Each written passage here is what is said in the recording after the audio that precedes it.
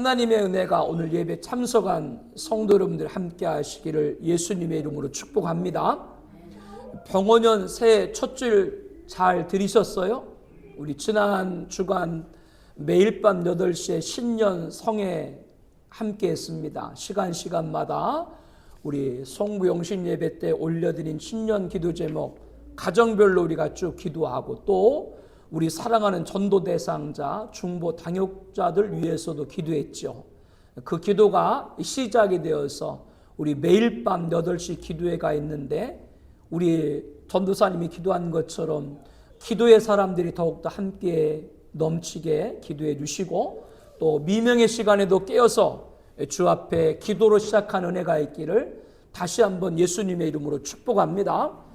로마서의 주제를 한마디로 요약하자면 로마서 1장 1절 말씀 하나님의 복음입니다. 그런데 우리들이 복음이라고 할 때는 예수 그리스도의 복음이라고 하는 것에는 굉장히 익숙한데 하나님의 복음이라고 하는 거에는 조금 어색할 수 있습니다. 예수 복음 이 말은 많이 하지만 하나님의 복음 이 말은 그렇게 많이 사용하지 않죠. 그런데 왜 복음 중에 복음을 기록한 로마서 서두에 사도 바울이 하나님의 복음이라고 했을까? 여기에는 깊은 의미가 담겨 있습니다. 우리들이 복음을 알아야 되는데 복음을 알아도 바로 알아야 돼요. 복음이라고 할 때 성경 전체 66권이 복음이다라고 말할 수 있습니다. 그럼에도 그 복음 중에 복음은 예수 그리스도인 줄로 믿습니다. 산모가 밤중에 출산의 고통으로 아파하지만 옥동자를 낳았다는 소식을 들었을 때 얼마나 기뻐요. 그 생명의 환희, 이것을 그 복음에 비유할 수 있겠죠. 죄인은 우리를 구원하기 위해서 예수님이 오셨다라고 하는 이 소식은 너무나도 인류에게 가장 기쁜 소식이 되는 것입니다. 그런데 그 복음을 하나님의 복음이다라고 말하는 것은 다른 것이 아니라 우리를 구원하고자 하는 것은 누구도 개입할 수 없는 하나님으로부터 온 계획인 줄로 믿습니다. 이거를 강조하고 있는 것이죠. 여러분, 누가 이 땅에 예수님을 보낼 계획을 세우셨어요? 우리를 위해서 십자가의 아들을 죽게 하신 분이 누구세요? 하나님입니다. 그 하나님께서 창세전부터 우리를 사랑하셔서 그 계획을 갖고 계셨다라고 하는 것이죠. 이렇게 복음은 하나님의 영원한 계획 가운데 나온 겁니다. 그러므로 누구도 개입할 수 없는 하나님의 사랑 가운데서 나온 하나님의 계획이기 때문에 복음을 무슨 복음이라고 서두에 기록하고 있는 거예요? 하나님의 복음이라고 기록하고 있는 겁니다. 이렇게 하나님의 복음이라고 하는 것에는 깊은 의미와 아주 광대하고 또 우리들에게 주고자 하는 심오한 진리가 담겨 있는 것이죠. 로마서에는 하나님이라고 하는 단어가 153번 기록되어 있습니다. 헬라 원문을 분석해 보게 되면 46 단어마다 한 번씩 하나님이 기록된 것인데 성경 66권 가운데 이렇게 많이 하나님을 기록한 것은 로마서가 유일합니다. 이 로마서는 복음을 체계적으로 가리키고 있다라고 지난주에 여러분에게 말씀을 드렸는데 하나님이란 이름이 이렇게 파격적으로 로마서에 많이 기록된 것은 다시 한번 여러분에게 강조합니다. 우리를 구원하실 계획을 누가 세우셨다고요? 하나님, 그 하나님의 가슴에서부터 나왔다. 그 하나님의 가슴에는 사랑이죠. 그렇기 때문에 복음을 이해하면 이해할수록 우리들은 하나님을 향하게 됩니다. 바꿔 말하면 하나님을 아직 잘 몰라요? 그거는 복음을 잘 몰라서 그래요. 복음을 잘 모른다. 예수 그리스도가 나를 위해 십자가에 죽으셨다. 그것을 그 예수님의 아버지 하나님께서 독생자를 십자가에 죽게 했다. 이게 인간의 이성으로 설명이 됩니까? 이것을 믿게 되면, 이 복음을 알게 되면 그 사람은 어디를 향해서 두 손을 들 수밖에 없어요? 하나님을 향해서 들 수밖에 없습니다. 여러분을 낳아준 부모님이 여러분이 하나님의 사랑으로 구원받을 것, 여러분 부모님도 몰라요. 아무도 그거를 알 수 없어요. 아시는 분은 우리를 창조하신 하나님뿐인 줄로 믿습니다. 이거를 깨달을 때 우리 눈이 하나님을 향하게 된다라고 하는 것이죠. 그리고 우리가 할 것은 그 하나님을 찬양하는 것, 그것만이 우리가 해야 될 일임을 알게 되는 거예요. 로마서 11장 33절 말씀 볼까요? 깊도다 하나님의 지혜와 지식의 풍성하며 그의 판단은 헤아리지 못할 것이며 그의 길은 찾지 못할 것이로되 하나님의 그 마음을 아무리 헤아리려고 해도 알 수 없다. 왜 나 같은 것을 구원하시려고 하셨는가? 왜 나 같은 죄인을 구원하시려고 아들을 꼭 십자가에 죽게 하셔야만 됐는가? 아무리 우리가 연구하고 생각해도 하나님의 마음을 알 수 없다는 것이죠. 그래서 로마서를 마무리하면서 16장 27절에 보면 지혜로우신 하나님께 예수 그리스도로 말하 영광이 세세 무궁하도록 있을지어다. 오직 하나님께 영광을 올릴 뿐이다. 예수 그리스도라는 복음이 하나님 뜨거운 가슴, 그 사랑에서 나온 은혜임을 알게 되면 바울처럼 우리들은 그 하나님 앞에 영광, 찬양, 경배를 올려드릴 수밖에 없는 것이죠. 우리가 로마서 1장 1절부터 17절까지를 분석해 보면 복음이란 단어가 17번 등장합니다. 특히 15절에 보게 되면 이렇게 말씀하죠. 그러므로 나는 할 수 있는 대로 로마에 있는 너에게 복음 전하기를 원하노라. 이 말씀은 참 흥미로운 사실이 담겨 있습니다. 왜냐하면 복음이라고 하는 건 원래 안 믿는 사람들한테 전하는 거죠. 그래서 복음을 전한다 그러면 우리들은 불신자를 연상하게 됩니다. 바울도 그런 원칙을 갖고 있었거든요. 로마서 15장 20절에 보면 또 내가 그리스도의 이름을 부르는 곳에는 복음을 전하지 않기를 힘썼노니 이는 남이 터 위에 건축하지 아니하려 함이라. 교회가 세워진 곳에는 복음을 전하지 않겠다. 이것은 거의 교회가 없었던 2000여 년 전 로마 제국 시대에 굳이 교회가 있는 곳에 들어가 가지고 다시 복음을 전하지 않겠다. 이게 사도 바울의 전도, 선교 원칙이었다고 하는 것이죠. 그런데 그 원칙을 어기면서까지도 로마에 있는 성도들에게, 즉 기존 신자에게 다시 복음 전하기를 원한다. 이렇게 말씀을 하고 있는 겁니다. 이것은 우리의 관심을 끌기에 충분할 만큼 흥미로운 질문입니다. 로마 교회는 다른 교회들과 좀 특이한 것이 있어요. 뭐 고린도 교회라든가 골로새 교회라든가 여러 교회들이 많이 있는데 그 교회들은 예수님의 제자 혹은 사도 바울이 이방 도시를 다니면서 세운 교회들이거든요. 근데 로마 교회는 누가 세웠는지 몰라요. 나중에 사도들과 주의 귀한 뜻을 품은 성도들이 가서 그 교회에서 사역을 하긴 했지만 누가 세웠는지 모릅니다. 그래서 성경학자들은 사도 바울이 이 로마서를 썼을 당시 약 20년이 넘은 그런 교회다 이렇게 봅니다. 지난 시간에 우리가 말씀을 나눈 것 같이 이 로마 교회 성도들은 너희는 그리스도의 곧 이들은 예수의 종이었고 예수 믿고 구원받았을 뿐만 아니라 하나님의 사랑을 받은 자들이었고 또 그들은 성도란 이름으로 불림을 받았고 그들이 얼마나 믿음이 좋았던지 오늘 본문 로마서 1장 8절에 보면 그 믿음이 사방에 소문이 났다. 그들의 믿음이 온 사방에 소문이 났다고 했습니다. 약간 가장해서 말하면 어느 도시에 교회가 있는 곳마다 다 로마 교회 이 교회 성도들을 칭찬했다라고 하는 것과 같은 것이죠. 이렇게 믿음도 좋고 신앙생활도 잘하고 주변 다른 교회의 칭찬을 받은 로마 교인들에게 왜 다시 복음을 전하고자 했는가라고 하는 것이죠. 희한하지 않습니까? 10절에 보면 어떻게 하든지 이제 하나님의 뜻 안에서 너에게로 나아갈 좋은 길 얻기를 구하노라. 내가 너희 보기를 간절히 원하는 것은 너무나도 바울은 로마 교회 성도들이 보고 싶어서 이 간절한 마음의 심정을 전하고 있는 것이죠. 13절에도 형제들아 내가 여러 번 너희에게 가고자 하는 것을 너희가 모르기를 원하지 아니하노니, 이 말은 한 번만 가고자 했던 것이 아니라 여러 차례 가고자 했다.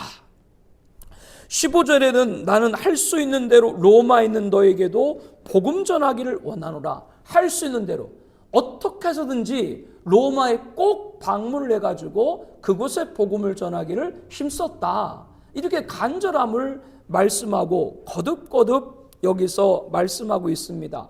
왜 기성교회인 로마교회, 전통 있는 로마교회, 예수 믿은 지 오래된 성도들에게 다시 복음을 전하고 싶었을까?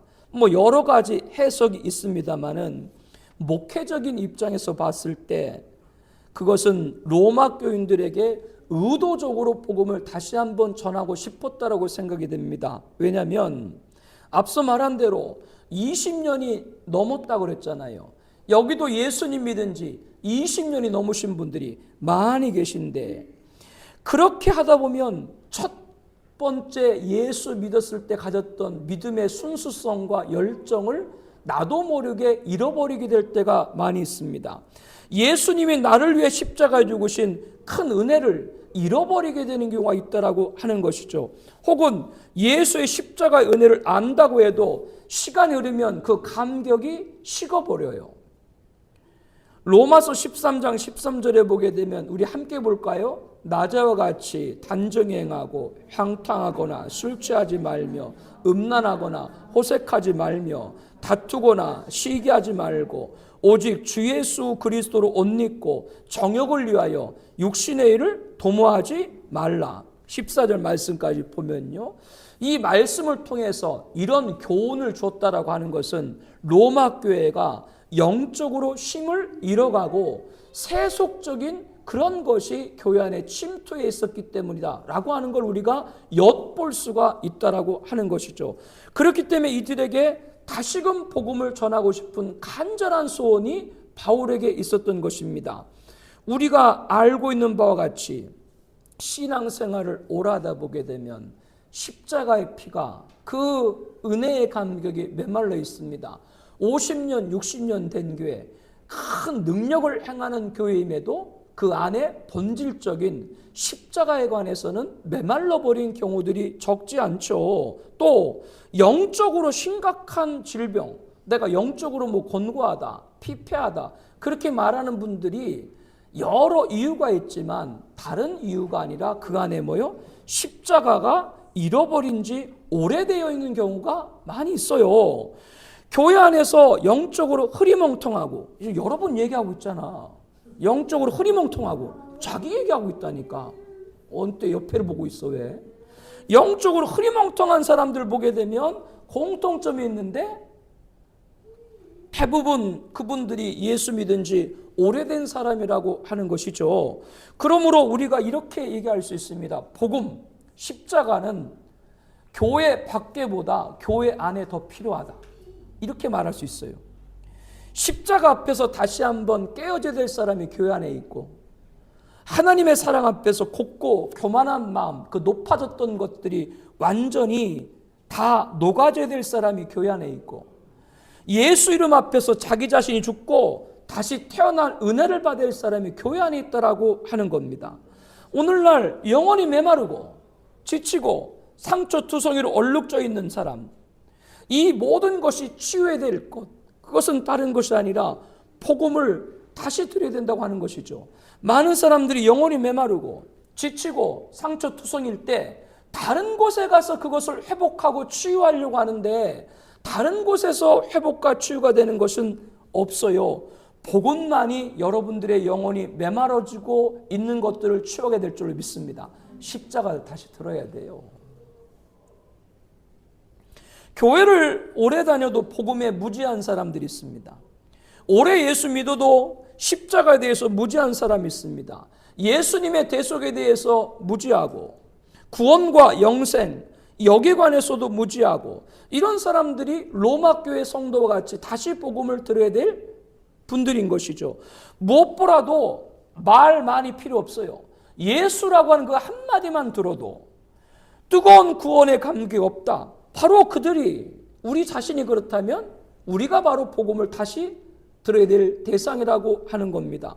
교회 안에 둘러보세요. 복음에 관해서 이상하게 거부 반응을 일으키는 사람들이 있습니다. 예수님의 처녀 몸에서 태어났다고 하면 금방 얼굴이 굳어져요. 설교자에 집중을 하다가 또 예수님이 3일 만에 부활했다 그러면 갑자기 눈을 감습니다. 거부 반응이 심한 것이죠. 그들이야말로 복음을 다시 들을 사람입니다. 복음에 대해서 의심하는 경우들도 얼마나 많은지 몰라요. 곡해하는 사람들도 많이 있습니다. 더욱이 한심한 사실은 복음을 이야기하면 이상한 교만한 끼가 있습니다. 그런 사람들은 다 안다. 왜 그 얘기하고 또 얘기하지? 나 다 아는데.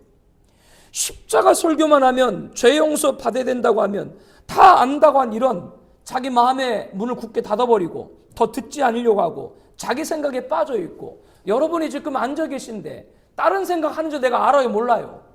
다음부터 호명할 거예요. 한 명씩 적어가지고.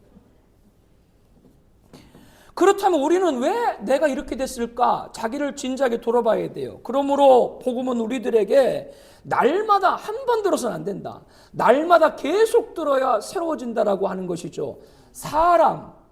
사람과의 관계에서는 세상의 것은 한 번 사용하면 실증이 나요.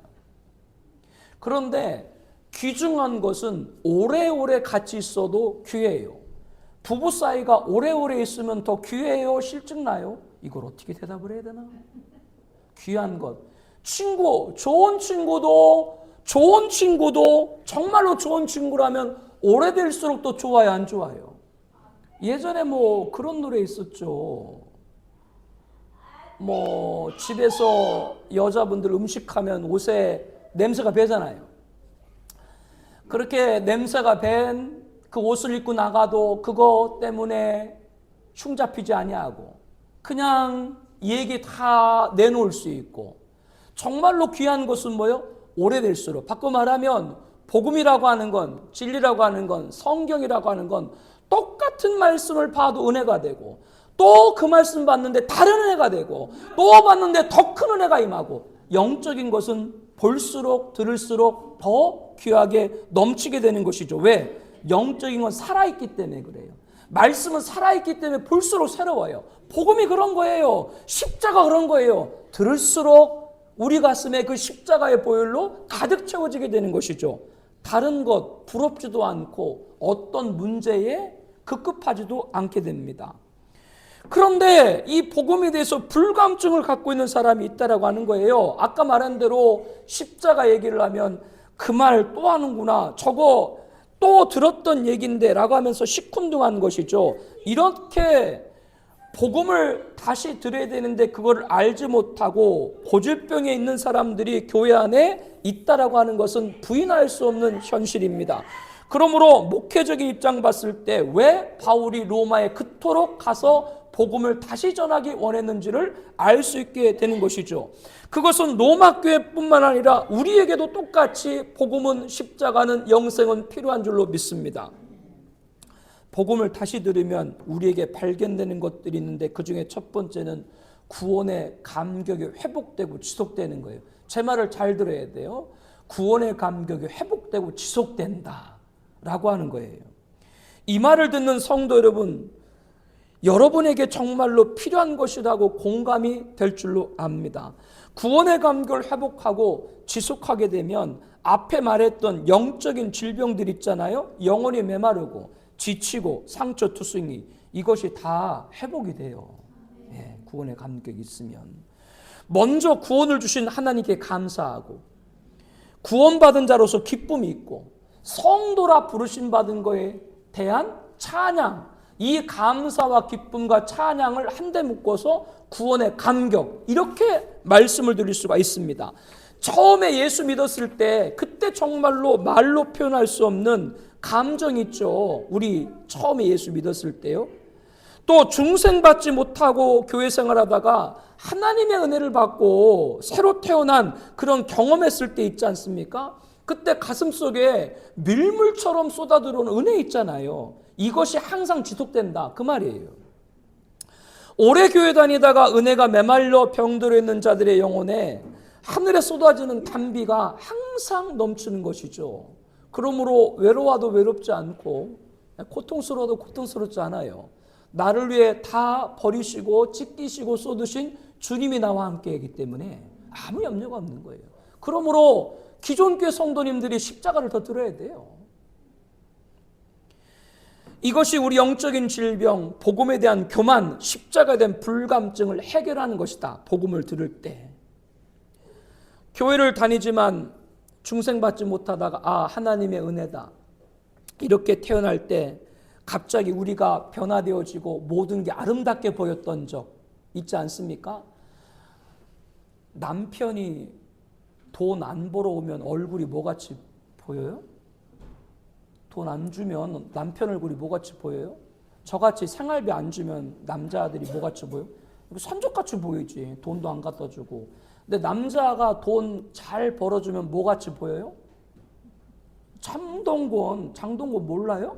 원빈, 현빈처럼 보이지. 돈 잘 갖다 주면. 근데 은혜 받으면 돈 안 갖다 줘도 남편이 현빈처럼 보여.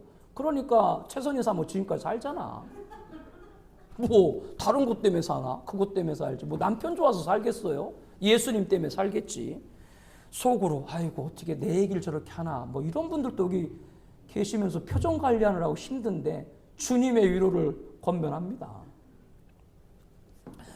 어떤 사람은 이렇게 구원받은 감격, 하나님에 대한 감사와 기쁨과 찬양이 구원의 감격을 했잖아. 이게 영혼에 항상 끌어올라가지고 어떤 사람은 이렇게 평생토록 가는 분들이 계시지만 대부분은 2, 3년 가면 식어요.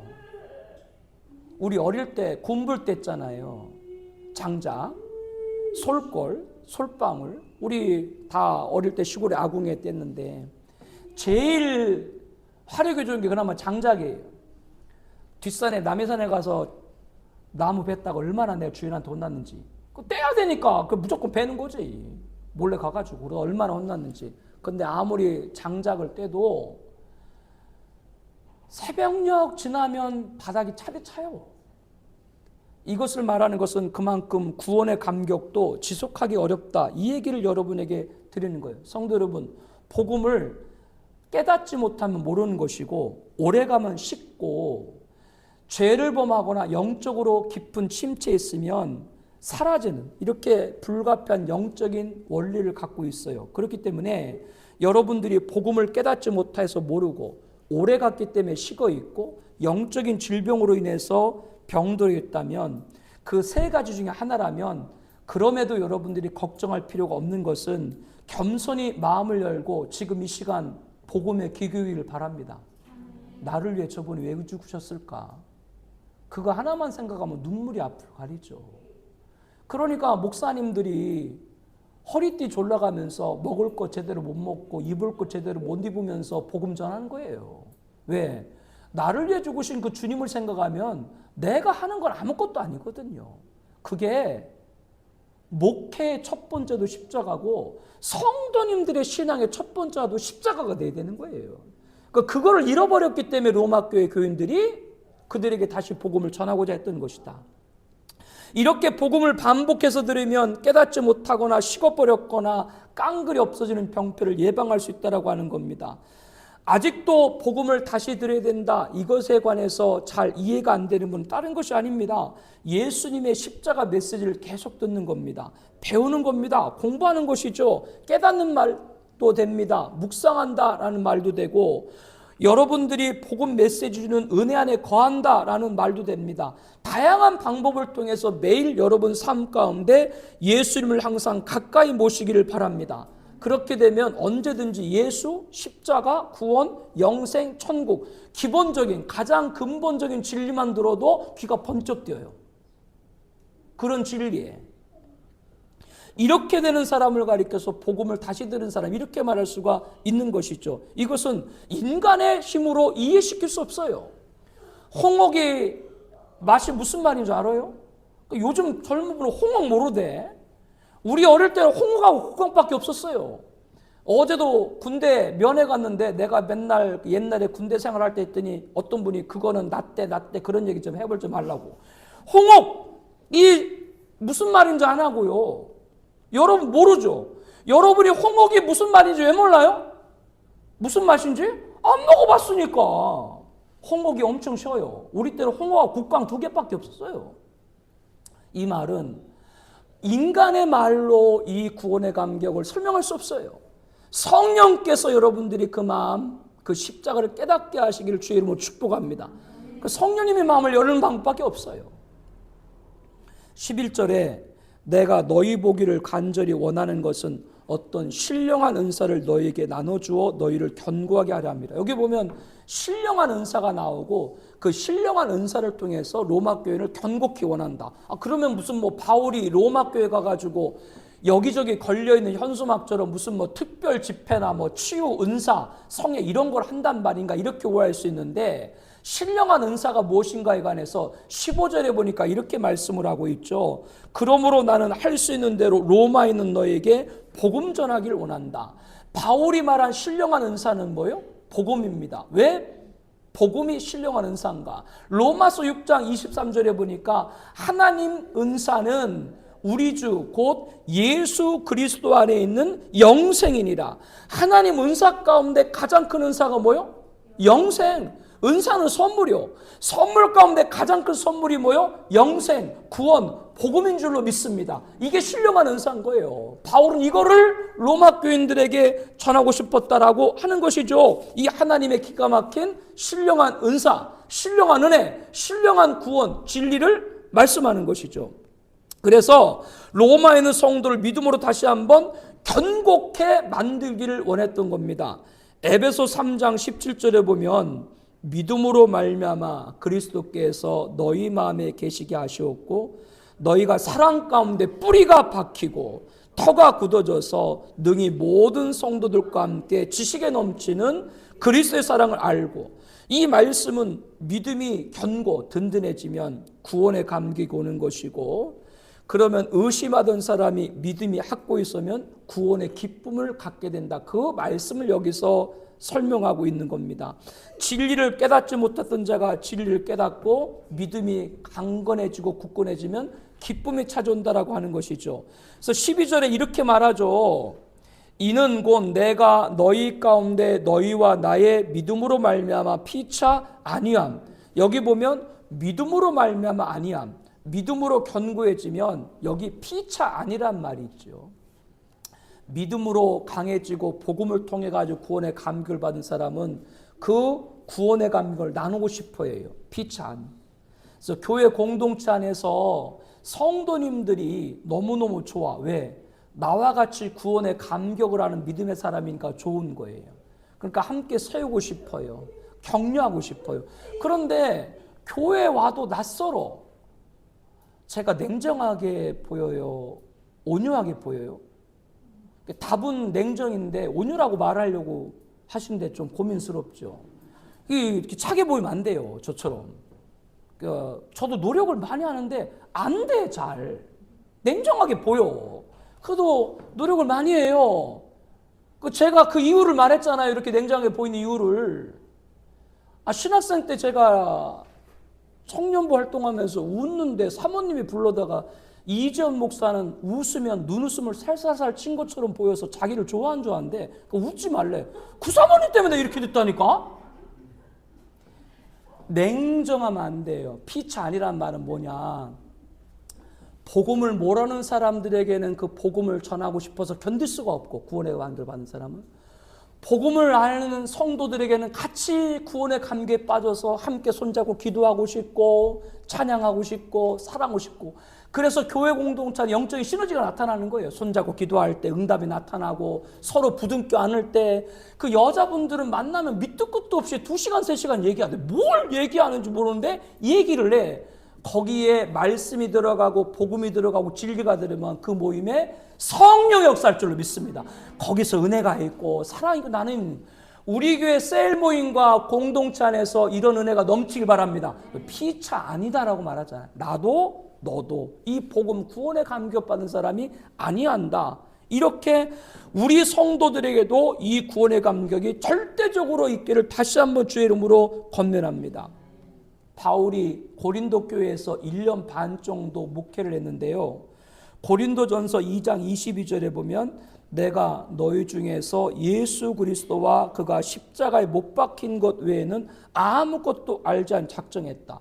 1년 반 동안 사도 바울이 고린도 교회에서 목회하면서 뭐 외에는 십자가 외에는 아무것도 알지 않기를 작정했다. 예수님의 십자가, 부활, 재림 그 외 얘기는 안 했다. 왜 그랬습니까? 고린도 교회 성도들이 예수를 믿었어도 그들에게 이 복음이 계속 필요했기 때문이죠. 지금 예배드리고 있는 사랑하는 성도 여러분, 여러분들도 이 복음 안에서 다시 태어나야 된다라고 저는 봅니다. 다 안다라고 하는 교만을 뿌리쳐버리시기를 바랍니다. 또 그 말 한다라고 하는 마귀의 속삭임을 물리치시기를 바랍니다. 누구든 그와 같은 감격, 그와 같은 선입견을 갖고 있다면 그 사람은 구원의 감격이 없다라고 말할 수가 있어요. 죄를 범해서 송두리째 잃어버렸든지 예수 믿은 지 너무 오래돼가지고 식어버렸든지 그 어떤 경우 됐든지 걱정하지 말아라. 다시 뭐를 들어라? 십자가를 듣는 데 집중하라. 도대체 왜 날 위해 그렇게 죽으셔야만 했는지 성경 공부도 우리 같이 한번 참여해보자 라고 하는 것이죠. 어느 집사님이 담임 교회에서 충성도 잘하고 담임 목사님한테 인정도 받고 그런데 너무 멀리 이사를 간 거예요. 뭐 서울에서 경상도로 이사를 갔으니 어떻게 그 교회를 올 수가 있겠어요? 그래서 다른 교회를 알아봤는데 그 교회는 무조건 새가족 공부를 해야 된대요. 그래서 안 하자니 조금 미안하고 하자니 자존심이 꺾이죠. 내가 신앙생활 한 지가 얼만데 다시 새가족 공부를 하라고 하나. 그래가지고 그냥 고슴도치처럼 한쪽에 웅크리고 어쩔 수 없어서 앉아 있는데 예수님에 관해서 믿음에 관해서 교회에 관해서 차근차근 5주 과정을 통해 가지고 듣게 됐는데 마음이 열리기 시작하는 것이죠. 내가 그동안 예수님에 대해서 복음에 관해서 믿음에 관해서 교회에 관해서 너무 잘 알고 있었다고 생각했는데 그렇지 않구나. 내가 크게 잘못 생각했구나. 나는 예수에 대해서 다 아는 것 같으면 듣고 보니까 나도 모르는 게 있었구나. 십자가의 진리에 깨닫지 못하고 있었던 것이 있었구나. 그러면서 시간이 지나면서 자기도 모르게 은혜와 눈물의 감격을 쏟게 되었다라고 하는 간증문을 본 적이 있습니다. 사랑하는 성도 여러분, 로마 교회가 복음을 다시 드렸던 것처럼 우리들도 복음을 다시 드려야 됩니다. 여러분 조금 더 시간을 내가지고 예배도 함께하고 말씀 나눔도 함께하고 그 속에서 다른 무엇보다도 십자가를 발견하세요. 앞으로도 수백 번 얘기하겠지만 왜 예수님이 나를 위해 죽으셨는지 여러분 깊게 묵상을 하세요. 다시 태어나세요. 다시 감격하고 잃어버린 구원의 감격을 회복하길 바랍니다. 15절에 그러므로 나는 할 수 있는 대로 로마에 있는 너희에게도 복음 전을 원하노라. 여기 할 수 있는 대로 로마, 그 로마의 청아비전교를 적고 너희에게를 자기 이름으로 적어가지고 나는 할 수 있는 대로 청아비전교에 있는 이재은에게 복음 전을 원하노라. 이걸 이렇게 한번 바꿔서 적용할 수가 있습니다. 바로 이 시간 우리가 들어야 될 하나님의 음성인 줄로 믿습니다. 예수님께서 너는 예수 믿는다는 이름은 가졌지만 구원의 기쁨이 없지 않니? 구원의 감격을 다 쏟아버리지 않았니? 이것이 오늘 우리에게 들려주는 것이라면 그 주님 앞에 무릎 꿇고 예, 제가 십자가를 듣겠습니다. 이렇게 부응하고 응답하고 아멘하기를 축복을 드려요. 예수님을 생각을 하세요. 날마다 예수님께서 가신 길을 한번 묵상해 보세요. 왜 하늘의 영광 보좌를 버리고 천하리 천한 인간의 몸을 입고 그것도 부족해서 십자가에 죽기까지 복종했는지 그것을 여러분들 듣고 읽고 묵상하길 바랍니다. 다른 답이 없어요. 그것은 나를 사랑했기 때문이다. 다른 답이 없어요. 내가 너를 사랑했다. 다른 말이 없는 거예요. 여러분들이 그것이 바로 복음을 듣는 방법입니다.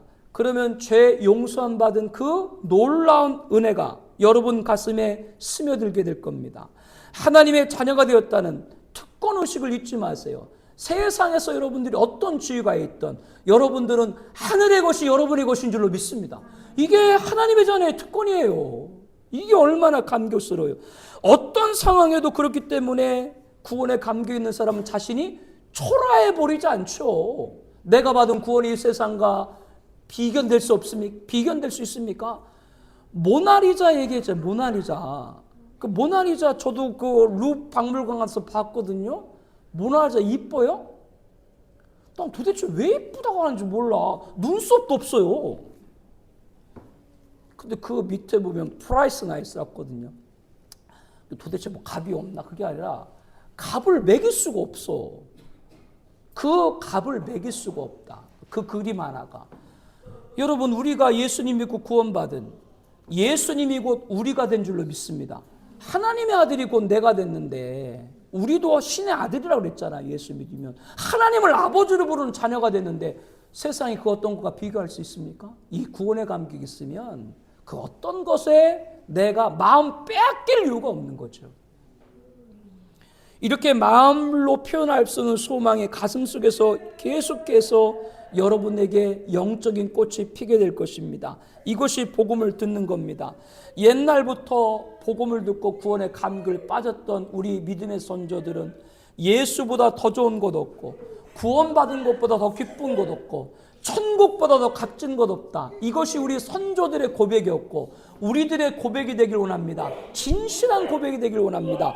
예수보다 더 좋은 것 없고 구원받은 것보다 더 기쁜 것 없고 천국보다 더 값진 것 없다. 이것이 우리말이 되길 바랍니다.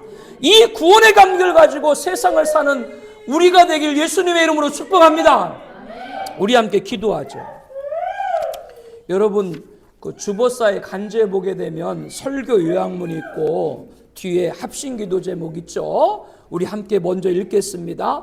하나님의 복음이란 우리의 구원은 누구도 개입할 수 없는 하나님의 사랑에서 나온 계획임을 알게 합니다.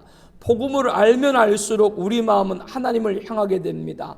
우리 안에 복음이 가득 차서 매일 하나님을 향해 두 손 높이 들고 찬양하게 하옵소서. 복음은 교회 밖에서만 아니라 교회 안에서도 들어야 됩니다.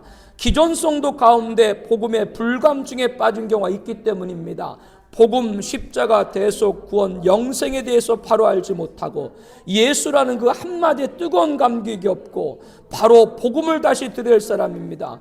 우리와 우리가 사랑하는 이들이 이 복음을 듣고 뜨거운 구원의 감격을 누리게 하옵소서. 복음은 깨닫지 못하면 모르고 오래가면 식기 쉽고 죄를 범하든지 영적으로 병들면 사라질 수 있습니다. 그러나 겸손하게 마음을 열고 지금 복음을 진지하게 반복해서 드리면 이런 병폐를 예방할 수가 있습니다. 복음을 듣고 나누고 증거하는 예배 셀 전도에 적극적으로 참여하게 하옵소서. 복음을 다시 듣는다는 말은 십자가에서 나를 위해 죽으신 예수에 대한 메시지를 계속 듣고 배우고 깨닫는다는 것입니다. 예수님이 나를 위해 무엇을 해줬는지 잊어버리지 아니하고 마음속 깊이 묵상하는 것입니다. 하루 한 번 이상 이것을 생각하고 느끼고 감사하며 구원받은 자답게 살게 하옵소서. 예수보다 더 좋은 것 없고 구원받은 것보다 더 기쁜 것 없다. 이 말이 남의 말이 아닌 나의 말이 되게 하옵소서. 복음 안에 거하게 하옵소서. 예수로 충만하게 하옵소서. 구원의 감격을 갖고 살게 하옵소서. 우리 함께 통성으로 기도하겠습니다. 하나님